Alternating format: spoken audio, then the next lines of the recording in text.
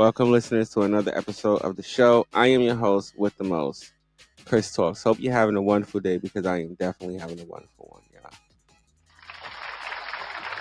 one. So welcome to the show, folks. Welcome to all my listeners. All right, so let's get into this. The top story for this episode, which is man killed in police shootout at a New Jersey motel, was wanted in New York City for the robbery of a bishop. All right. Oh. So this is the guy who robbed the bishop. Bruh. That was dumb. Very dumb. All right. We're gonna let Sarah AI take over. As always, play the story and then give you my view and opinion. All right, let's hit it. Let's get into it, yeah. Let's do it. The man shot and killed by U.S. Marshals as they tried to serve a warrant at a motel on Route 1 in South Brunswick on Wednesday was being sought for more than a year in the robbery of a bishop in New York City during a sermon, according to a law enforcement source with knowledge of the investigation. While the state office of the Attorney General didn't identify the man gunned down at 2:47 p.m. as he exchanged gunfire with law enforcement, the source confirmed to NJ Advance Media that the man killed was Shamar Leggett, 41. Leggett was pronounced dead just before 4:30 p.m. following the shooting at the MHO Inn and Suites in the Monmouth Junction section of town. 2 guns were recovered, according to the Attorney General's office, which investigates deaths involving law enforcement. The Attorney General's office said the man was a suspect in several felony offenses. Leggett had been sought as the third man who robbed Bishop Lamore Miller Whitehead of $1 million in jewelry during a service in Brooklyn in 2022 that was being streamed live. 2 others had previously been arrested and charged. The flashy Miller Whitehead is known as Bling Bishop. He was federally indicted in December 2022 on charges of extortion and fraud, accusing him of defrauding a parishioner out of a portion of her retirement savings. The robbery took place on July 24, 2022, at Leaders of Tomorrow International Ministries in the Canarsie section of Brooklyn. Miller Whitehead went live on Instagram on Wednesday night to discuss the shooting. "This was the guy that put the gun in my wife's face and put the gun in my 8-month-old daughter's face," Miller Whitehead said. "So this is the guy that was at large. And he came and put the gun to my head and ripped my clergy collar off and ripped my chains off. He was just brutal." Leggett was a previously convicted felon who spent time in state prison in New York for robbery. Wow.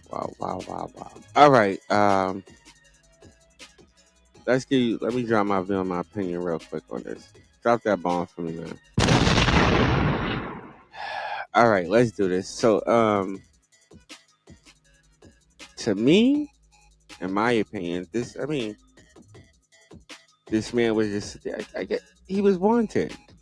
He was wanted for robbing his bishop. If any of my listeners do remember that story, that was a flashy bishop who was actually robbed at gunpoint, which is on YouTube.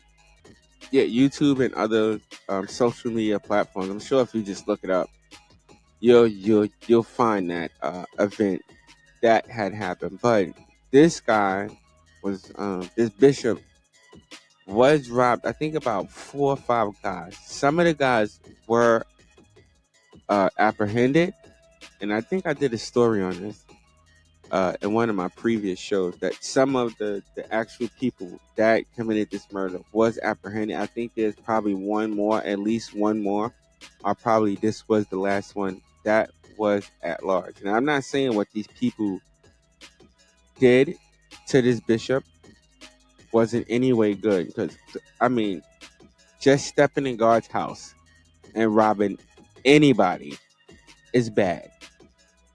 Robbery itself, period, is bad. But stepping into God's house and doing it, you can't expect anything good to come out of that. You understand what I'm saying? You can't. Bruh. You can't. So robbing God's house is like that ain't it. But how this guy got caught up in this motel. How was, and they really don't mention how they found him or what led up to this, them catching this guy.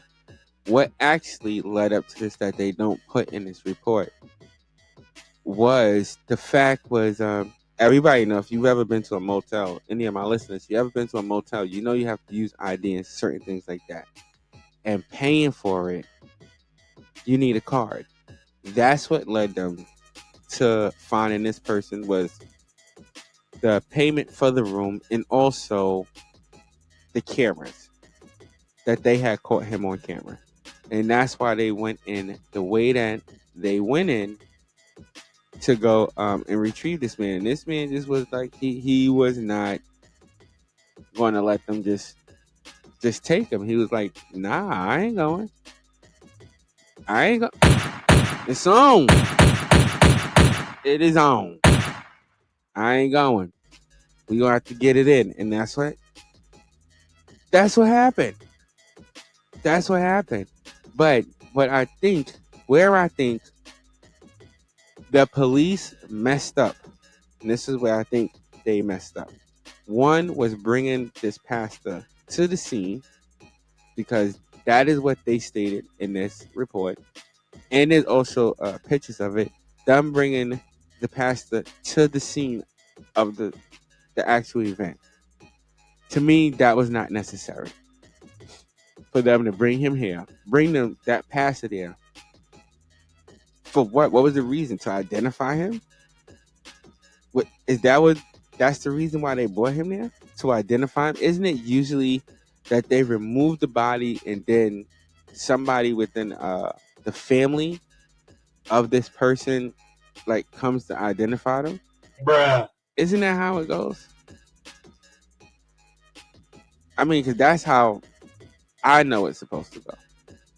I mean, to my understanding, that's how it's supposed to go. But it didn't go that way in this particular situation. They actually brought this guy out there to sit there and to look at this man laid on the street, dead. And then the guy had the nerve, this bishop, whatever his name, Bishop Bling, that's what they call him?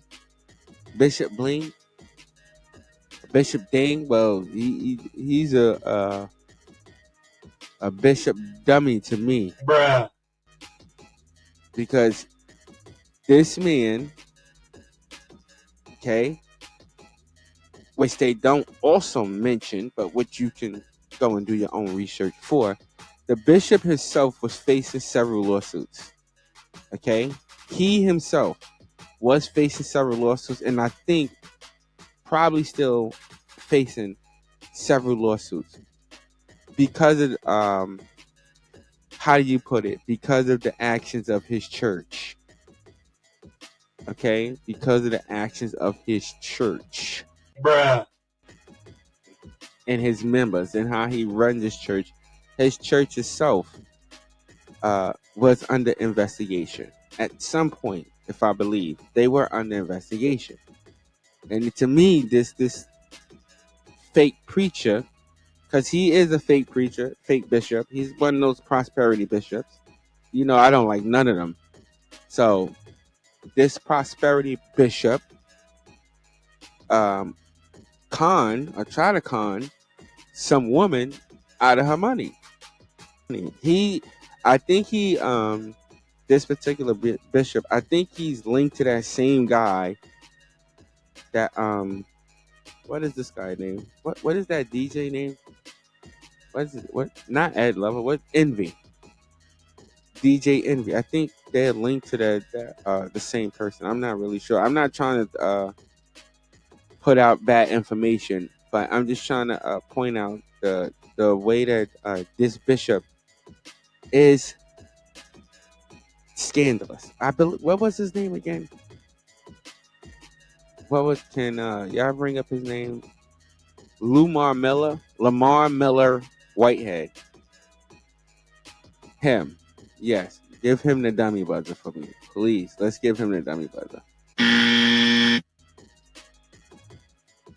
let's give his robber. Give him that too. All right? Because I mean the police, let's credit them. They did what they were supposed to do. They took down this guy. Even though he robbed this pathetic bishop, even though he robbed him, still a criminal. But Bishop, I'm not going to say that the bishop is going to die, but the bishop is next. He's next to get his justice. This man got his due justice, and Bishop, you are on the line to get your due justice. Robbing robbing anybody of their money through your church organization. Okay? That's what this bishop did. That's exactly what he did. Okay? This man was indicted on extortion charges. Okay? Do you understand? And this is not the first time. So I'm saying this man is serving. It's I don't know if he's currently going through them, but I know at some point he was currently going through a lot of court cases. A lot of them. And for what? For extorting people and then using God's name to do it. When you do that, ladies and gentlemen, there's nothing good going to come out of that. You already see what's happening to TD Fakes. Bruh. You see what's happening to him. You see what is happening to TD Fakes right now. Okay, and what's this guy? What's this guy name? Joel. What's his name? Joel Osteen. That's it. Yeah, Joel Osteen. Him too. They all getting crushed. All getting crushed because they are using the name of God in the wrong way, and they are sitting there preaching all this fake stuff, all this prosperity stuff, and all this crap. And I don't know. I guess God is coming to collect. I guess that's what's going on. But at some point, ladies and gentlemen, we have to really, how do I say it? I want to make sure I use the right word when I say this. We have to really observe the entire situation, which is that these men were brave enough to come into God's house and try to rob this bishop. They could have waited till the bishop left to try to rob him. They could have waited till the service was over. No, they tried to rob him and his members during the service. But if you see the actual video, they went straight. Like they went straight for the bishop. Wait, what? We're gonna have to watch that video again. We probably sneak it up in here. But yeah, they went straight for this bishop. They knew who they was going to rob. They knew what they wanted. They knew what he had. And this was one of those flashy guys. Chains everywhere. I think they did a thing with him where he was like in his house, I guess, and he was running through his closet to show how many shoes and this and that and all this stuff like that. And the bad part about it is the church members are the ones who paid for this man to have all these things. Yet the members are wondering how they gonna pay their bills. The members are wondering how they gonna eat. The members are wondering how they gonna put gas in their car. The members are wondering how they gonna pay their electricity bill. But yet they are giving money to this bishop and this church, which is promising them that if you give, the more you give, the more God gives you. I don't understand. I mean, I'm just saying. For anybody out there, if you believe in the word, just think about that. Message. Just think about it. Let's drop a Can we drop a bell for this brother losing his life?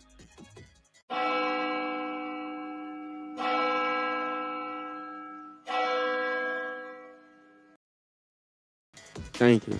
And I'm not saying it's fair that the brother lost his life, because he shouldn't have lost his life. But at the same time, he himself committed something that was really a foolish act, a really dumb act. Because robbing a church, I mean, Bruh. how much do you really think you're going to get out of a church? It's not a bank, people. I'm not saying that you should run out there and go rob a bank. I don't want anybody thinking that I'm saying that. Don't mistake that, okay? I'm not saying anybody go out there and rob a bank and go do something foolish. I'm just trying to make sense of this, because it was foolish. I tell a lot of people on my shows, when I do these shows, people commit foolish and stupid crimes. And when you do that, eventually you are going to get caught. Because they could have got, let's just say they got $20,000 out of that church. Let's just hypothetically say that. You got to split that amongst 5 people. How much you really think you're going to get? All my smart listeners, you do the math. And when you finish it, ask yourself, how long would that last in your household? How long would that last in your life? I doubt long enough for you to keep running. I doubt it. I doubt it. Like, let's get it together. So this was a senseless crime. Eventually, this guy was going to get caught. Eventually, the law was going to catch up with him. And he was running that long. Which is senseless, because you got to think about his family. He's dragging his family through that. And it was not good in any way for him, putting a pistol in the face of an 8-month-old baby. 8-month-old baby. Like, I mean, Bruh. come on. Not the best look. Not the best look. All right, that's my view and that's my opinion on this particular episode. All right, thank you, everybody. All right. Yes, thank you. I gotta get up out of here. I gotta go get my babies. All right. Yeah, we done, right? We done. Okay. Listen, y'all already know what to do. Hit me up, hit that like, subscribe, and what else? Yeah, just hit the like, subscribe. I gotta go. We gotta get up out here. Hit that like and subscribe. Y'all know what to do already. All right. I want to thank all my listeners for tuning in. You could be anywhere else in the world, but y'all here with me, and I so appreciate that. Okay. Stay blessed and not stressed. I see y'all in the next episode. All right. Peace out. I gotta go get my babies. I'll see y'all later.